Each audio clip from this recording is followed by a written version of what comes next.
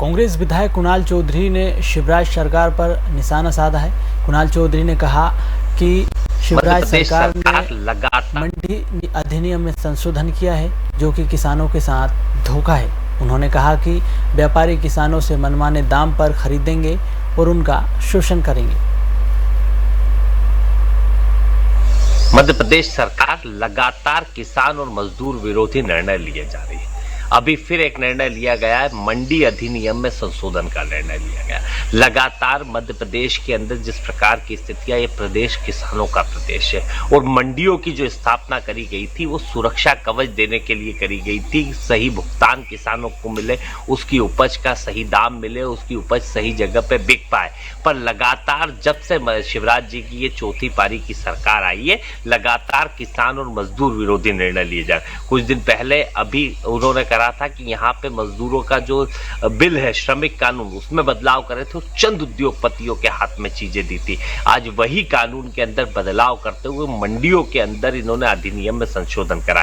क्या मंडी अधिनियम के संशोधन से कहीं किसानों के साथ ठगी तो नहीं बढ़ेगी? इस बात पे आपने विचार किया?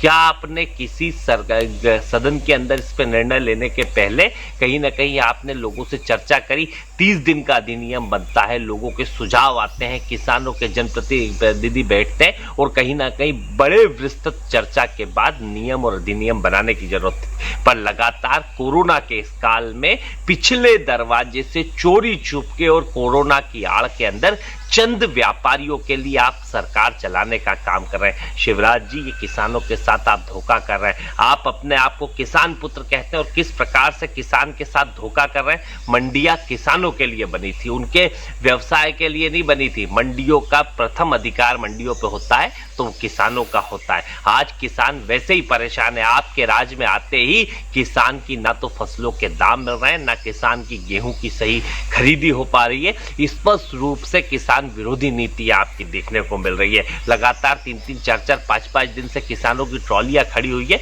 उनके गेहूं नहीं बिक रहे और आप आज फिर इस अधिनियम के माध्यम से इस प्रदेश के किसान को ठगने का काम कर रहे हैं। स्पष्ट है, इस काले कानून का हम विरोध करते हैं। विस्तृत चर्चा करके अधिनियम बनाएंगे और कहीं ना कहीं किसानों के हितों की रक्षा करने का काम करेंगे। आप चंद व्यापारियों के आगे झुक के मध्य प्रदेश की जनता और किसानों के साथ दुर्व्यवहार करने का काम छोड़े, नहीं तो कि स्पष्ट है, अगर आपने इस प्रकार का कोई भी काले कानून करा तो इसका विरोध पूरी ताकत के साथ करा जाएगा और मध्य प्रदेश में किसानों के हितों की रक्षा के लिए कांग्रेस पार्टी सदैव तत्परता के साथ खड़ी।